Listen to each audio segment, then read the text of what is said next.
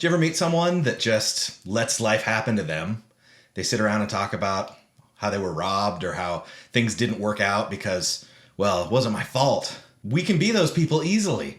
Or we can happen to life. Ooh, yeah! Welcome back to WizNugs. Today we're talking about purpose. We're talking about finding a purpose, living life deliberately, happening to life rather than waiting for things to happen to you. This a little bit ties into goals, but this is actually acting upon them, right? It's one thing to write them out. It's one thing to kind of have plans for it, but it's not going to happen on its own. And a lot of times we find ourselves, okay, I have my goals now. It's all written out. It's all ready to go. Anytime now. And if you go back and you watch those videos on goals that we've done, we did a 3-part series. Highly recommend it. There's a lot of good nuggets in there. But even kind of that base level underneath the idea of setting goals is, what is your purpose? What are you actually aiming at? What do you want to have happen?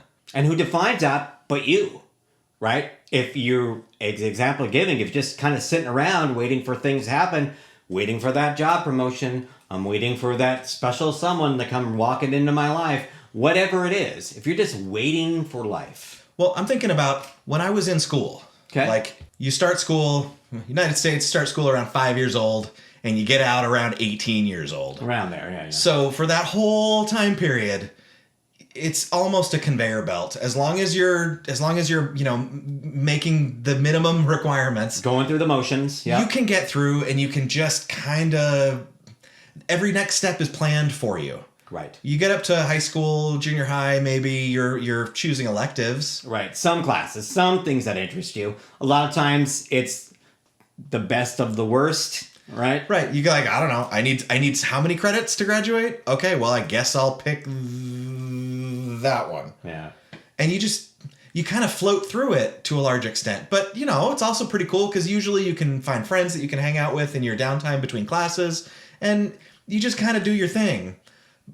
For some of us, there's like, okay, well, I'm also going to take 4 years of college now. And then you spend time in college just kind of, well, it's this semester, it's that semester. I have to take this as a prerequisite before I can take that class. So stuff is just kind of planned for you. Right. So all of a sudden now, when you get out of high school, you find yourself, now what? Right? Even college, even if you decide that you're going to go to college and you're going to be the college graduate, you still have to start making decisions for yourself. What do I want to study? What's my major? Yeah, what exactly am I interested in? And if you haven't been really in tune with that, and you had no reason to, because like you said, everything's been planned for you. If you haven't even thought about, what do I want to do for a career? What do I have interest in? I like playing video games. I like hanging out with my friends. I like going down to the mall. I mean, not think anyone goes to the mall anymore. But for us, we're based on our experiences, we never really had to think about, what do I want to do for a career? Well, I want to make money. And ultimately, it all comes down to meaning and finding meaning in life and finding a purpose and finding, like, what are you going to, what matters? Yeah. And when the conveyor belt of school is done, you just kind of drop off the face of the planet. For me, when I was finishing up high school, I was working at Blockbuster Video. Yeah. Good old Blockbuster. Back when that was a thing. Yep. And they were offering me a position as like, oh, hey, you've been around for a while. You're pretty responsible. We'd like you to put you in the assistant manager program, and we'll train you. And, and I'm like, no. Yeah. No, thank you. Because to me, that meant that this is going to be my life now. Right. That I'm committing now that I'm going to be a manager at Blockbuster, and this is going to be my thing. And that might be a process for someone. Maybe someone decides they want to be a retail store manager, but didn't apply. I am not knocking it if that's your thing, but that's my point. Knowing what your purpose is, knowing what your aim is, matters. You can't aim at a target if you don't know what target you're aiming at. Like, I don't know if that made any sense. No, I see what you're saying. It's like if you're an archer, or if you're playing darts, You have to know where is your target? What are you aiming for? If you're just like, so I decided the other day that, I don't think I want to do that anymore. You're not paying attention. Just throwing darts at random. Yeah. And you're like, how did I do? And then there's someone walking by and they have a dart inside their head and, focus. For me, Blockbuster was something I just kind of fell into because there was one kind of nearby my house and I like movies. So, I'll go apply. And I applied and apparently I was, one of the ones in the bunch that they decided was worth their time. Right. And that was kind of it. And you just kind of going through the motions. It's really easy to see how somebody could start that kind of job as an entry-level position and just kind of hang out. And if you hang out long enough, next thing you know, you're the assistant manager. And then the next thing you know, some guy from corporate's like, hey, you've been an assistant manager for 6 years. We'd like to give you your own store. Okay. Like, if you hang out long enough, sometimes these things just sort of fall in your lap. But they're not necessarily the things that you choose for yourself. And this is where you go to about you let life happen to you. You just going through the motions and you just happen to be somewhere at the particular time that somebody said, hey, we kind of like your work ethic. We kind of like the job that you do. You want to earn a little bit more money, have a little bit more responsibility. Here you go. And then you just kind of go with it. You're like, well, I got a promotion. Yay.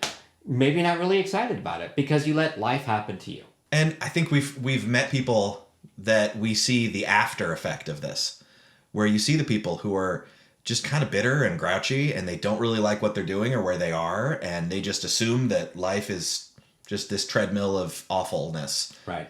And that makes me sad. That hurts my heart because it doesn't have to be that. Right. You don't have to be miserable. You don't have to be content with existing, right? If you have a dream, and this may sound a little bit, fairy tale-ish, but if you have a dream, you have a desire, pursue it, right? Now, there's always going to be the aspect of the reality. If I want to be the first person on Mars, maybe that's something you can do. I don't know. I'm not the person who gets to decide that for you. Well, that's the crazy thing with SpaceX and all the things that they're doing with rockets. In theory, that could happen in our lifetimes. Sure. But are you taking the necessary steps to get yourself there, taking action, or you're just letting life happen and hoping that someday Elon Musk walks into the building and says, ooh, that guy right there looks like he should be on Mars. And he's going to grab you and he's going to put you in his spaceship and he's going to send you on your way. So speaking of, there's this crazy thing, right? I wasn't really clued into it until just recently, but there's this thing, speaking of Elon Musk and SpaceX, sure, called Dear Moon. Okay, I'm not familiar. Basically, Elon decided we're going to do a thing. I think he started it, I don't know. We're going to do a thing. We want to be able to let ordinary people go into space. Okay. And so there's this, I wish I could remember the guy's name. Spur of the moment. This rich Japanese dude basically bought the flight and said, I'm in. That's my jam. And now he actually went to the International Space Station on a Soyuz, the Russian rocket. Oh, nice. So he's been to space. So he decided, I'm going to sponsor this. I'm going to fund it, but I don't need to be the one that goes. I've been to space. It's awesome. What would life be like if we had people like artists going to space?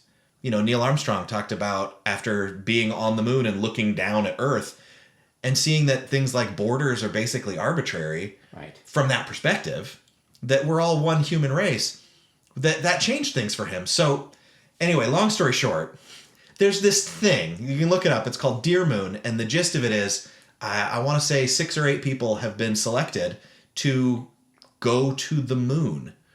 They're going to get on the latest, I think they call it Starship rocket from SpaceX, and they're not going to land on the moon, but they're going to go orbit the moon. Nice. And these are ordinary people. Now you got to pass the physical so that they're pretty reasonably sure your heart can handle launching into space. And when we say ordinary, we're not meaning they're not astronauts. They're not people who purposely train to do this particular thing. Right. So I learned about it because I follow a channel, Everyday Astronaut. Okay. And Tim Dodd is basically, he started off as just a guy who was interested in space. Mm-hmm.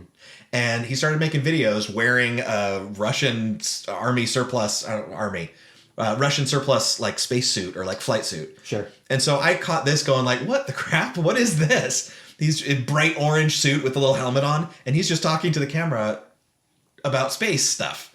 He's since ditched the suit, but he's now like, in my mind, one of the foremost explainers of how rockets work and like why space travel is important. But he just did a video recently about how he was actually selected to be part of this mission. He's a YouTuber.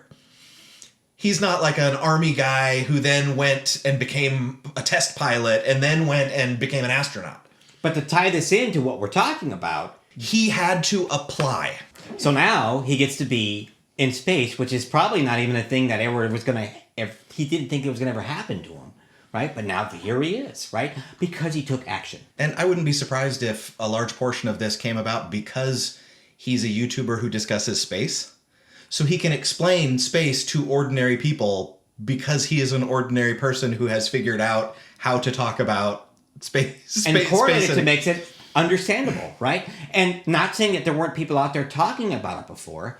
And I like watching a lot of these like scientific space explorations, especially now with the new telescope, and being able to see these highly detailed pictures. And I think it's awesome, right? But when they start talking about some of the scientific parts and using the scientific verbiage, I may not necessarily know what they're talking about, and they're not going to take the time to correlate it to a language that I understand.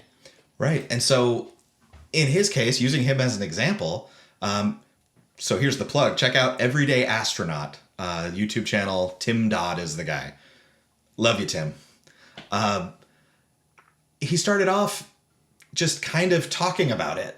And the videos that he made in the beginning versus the videos that he makes now he's got a whole team, and he's got a big old production van because he'll actually drive out to where they're doing launches. And he's got like amazing camera setup, and he's able to watch this stuff and explain it real time in launch, like what's happening.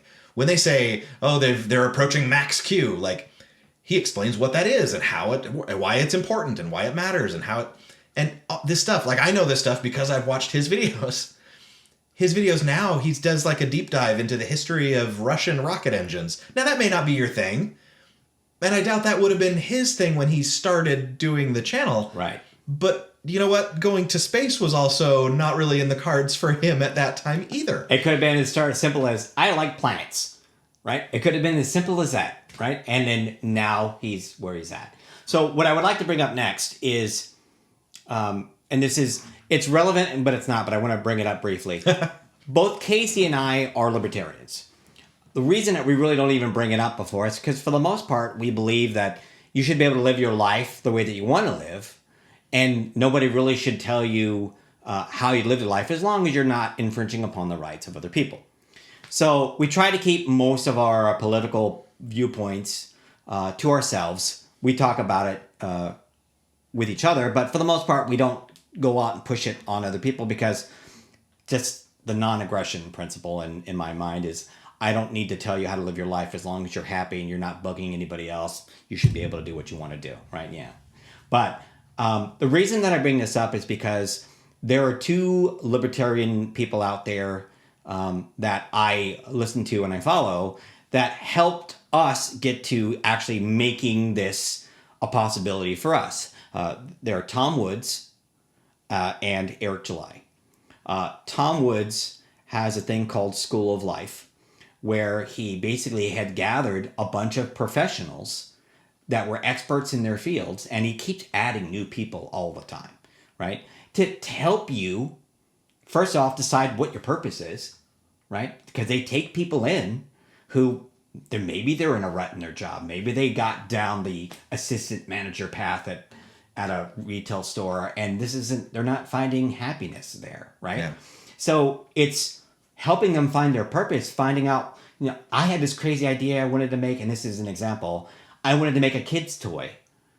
And he put it out there, and he brought in a sample, the demo of how it would work, and he went through it and he adapted it and he got it to work better. And now he's actually out in production. It's going to be out there. Isn't that phenomenal, right?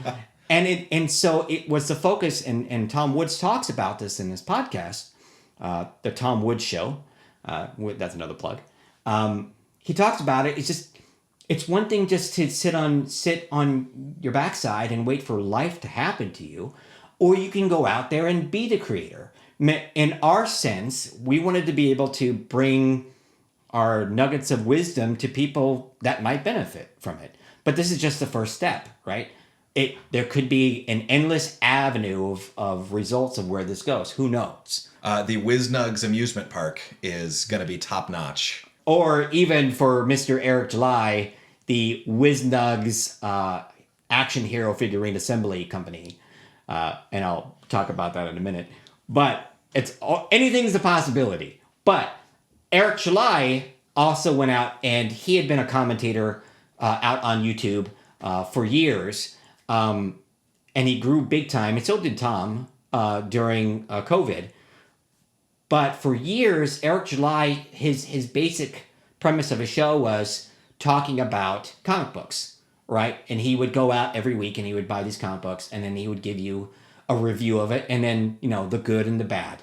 But had gotten more to the point it was bad, and it was all bad, right? Again, his purview. Sure, the frustrating things about this storyline or this writer or this way of handling story. And his show was called For Canon's Sake, which is temporarily on hiatus because of the success of what he decided to do, and that was to go out and make his own comic book company. He's like, look, I have ideas. I think my ideas are good. But I am not going to be able to sit here and wait for someone to come by and say, hey, these are my ideas. What do you think? And hopefully somebody might pick them up. It's a really passive way of living life. Right. But he decided that I'm going to make my own comic book company. And I'm going to figure out what it is. I'm going to do the research. I'm going to get out there. I'm going to talk to the people that are involved in that. I mean, he wrote his first comic book. I saw him. He wrote the first one, but he had somebody come in and do the coloring, and he had somebody come in and do the lettering, and he had someone come in and do the actual artwork, right? And he figured out what needed to be done, and he went out and reached out to professionals to do these things. And it's all crowdfunded, right? No, it is not crowdfunded. Okay. So he was able to, with his own money over the past several years of becoming popular during COVID and having a growth in his channel, and through his own funding, was able to create the Rippaverse and pay for the artists and the ink guy and the color. I mean, and the letterer. Yeah. And he wrote the story, and he was able to get his own warehouse, and he had his own distribution system with his own in that warehouse. And it's all him, no funding whatsoever, completely by himself. Now, he had the funds because of its successfulness during COVID. But he's like, look, how long am I going to just keep talking about this and waiting for something to happen? Or am I going to go out there and create what he refers to as a parallel economy? And that's going out there and creating my own thing. Yes, there are, the big two comic books, Marvel and DC, and there's some other ones out there as well. But there's a lot of independents out there. But if I want this to come to fruition, I have to be the one that's going to make it happen. It's up to me. And so the reason that I bring them up is because it's very important to understand that these people are out there not just like talking to their friends and saying, yeah, I really wish, I have this really great idea, I'm just waiting for someone to bite, keep throwing my line out there. Well, and you bring up Tom Woods, who, mad respect, love you, Tom. His start on doing his podcast came about after he was a guest host on Peter Schiff's radio show. Right. He was a guest host for, I want to say, a week. And then that, one thing led to another, and presumably he found that he liked it and that he was pretty good at it, and then just kept going with it and started this next thing. You don't know where that first step is going to lead. Right. You can start with, Eric July, like you said, had a successful YouTube channel talking about comic books for years. And the idea is percolating. And I don't know if he had the idea when he did his first show talking about comics that that would become the success that this has become, launching this company and having the Rippaverse start off now with highly successful. Yeah. And I mean, and just to add to that, he's not just a commentator and now comic book creator. He also has his own band. And I apologize, I cannot remember the name of the band. It is not a genre of music that I am particularly a fan of. But he was out there, he went out and did it. He was writing his own songs, he was creating his own music. He got these people together, and when they came out with their first album, smash, right? But it's taking chances. It's going out there and doing the work, taking the action, and not waiting for things to happen to yourself. And it's all about, in my mind, we talked about in a previous video about starting. Right. You don't know where that 20 seconds of courage is going to lead you. Right. I mean, Tim Dodd's going to the moon, for crying out loud. Right. Eric July's got a multi-million-dollar comic book business going now. Right. These things didn't start where they are now. They started much smaller in scale and scope. And it started with the decision to do something. Yeah. And like in Tom Wood's case, I mean, he was able to get himself to where hopefully he wants to be, but now he's helping other people get to where they want to be. And we don't know where this leads. Right now, we're thinking that hopefully we're helping out the people that are watching our show, but maybe somewhere down the road, maybe it's a year from now, maybe it's 5 years from now, we're doing something that's all in effect due to taking the first step and doing this podcast. Well, I'm reminded of a story from my family history. My grandfather was born in the 20s, and if you asked him when he was a kid what he wanted to do as a job, I don't know what he would have said. Yeah. He ended up being working on rocket launches. Isn't that awesome? At Vandenberg Air Force Base. He was there for decades. I think decades. I have pictures of him that stretch out for at least a decade. And that didn't exist at the time when he was a kid. When people would have asked him what you wanted to do. But you got started. I believe he worked as an aircraft mechanic before he got into, working on rockets. It's the kind of thing that you don't know where that step leads, but if you continue to take that next step, that's the most important. The most important step is the next one. What we'd like to kind of finish up with is that life can be tricky, life can be hard, and sometimes navigating it is a trial of its own. But as long as you're willing to take action, as long as you're willing to make that first step out the gate and say, I am not going to let life happen to me. I'm going to take charge of this and I'm going to move forward. You don't know what the possibilities are and where they'll end. So thanks for joining us for another episode of WizNugs. We love to see you here. Let us know in the comments, what's your next step? Thanks for joining us today on WizNugs. If you liked what you heard, spread the word. For more information, head over to mywiznugs.com.